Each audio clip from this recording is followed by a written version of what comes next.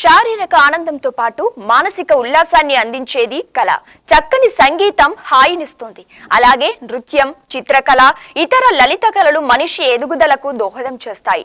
జ్ఞానేంద్రియాలను ప్రేరేపించే ఈ కళలతో మనసుకు కూడా ప్రశాంతత చేకూర్చవచ్చంటున్నారు నిపుణులు. అందుకే వీటిని థెరపీలుగా కూడా ఉపయోగిస్తున్నారు.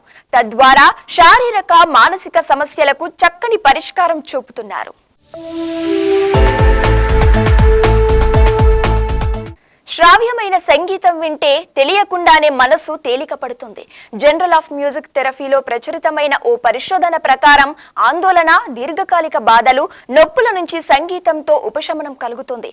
ఒత్తిడిలో ఉన్నప్పుడు నచ్చిన గాయకుల పాటలు వినడం వల్ల కొంత ఉపశమనం లభిస్తుంది.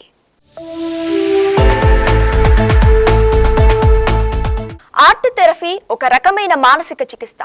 మానసిక అనారోగ్యాన్ని సరిచేయడానికి, ఆందోళన, నిరాశ తగ్గించడానికి ఈ థెరపీ ఉపయోగిస్తారు. క్యాన్సర్తో పాటు దీర్ఘకాలిక ఆరోగ్య సమస్యలతో బాధపడే రోగులకు ఆర్ట్ థెరపీ చక్కని ఔషధం. బొమ్మలు గీయడం, వాద్య పరికరాలు, సంగీతం సాధన చేయడంతో శారీరక రుగ్మతను జయించిన వాళ్ళు ఎందరో ఉన్నారు. వైద్యానికి అనుబంధంగా ఆర్ట్ థెరపీ తీసుకుంటే ఫలితం మెరుగ్గా ఉంటుందని నిపుణుల మాట.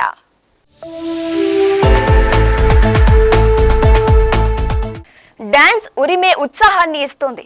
నృత్యాన్ని చూసినా చేసినా మానసికంగా మేలైన మార్పు కలుగుతుంది. నృత్యం వల్ల కలిగే శారీరక శ్రమ ఆరోగ్యానికి మేలు చేస్తుందని చెబుతున్నారు నిపుణులు. సమయాన్ని సద్వినియోగం చేసుకోవడానికి కూడా డాన్స్ థెరపీ ఒక మార్గం. ముఖ్యంగా ఊబకాయం, మధుమేహంతో బాధపడుతున్న వాళ్ళు స్టెప్ వేస్తే అనారోగ్యం తోకముడవడం ఖాయం.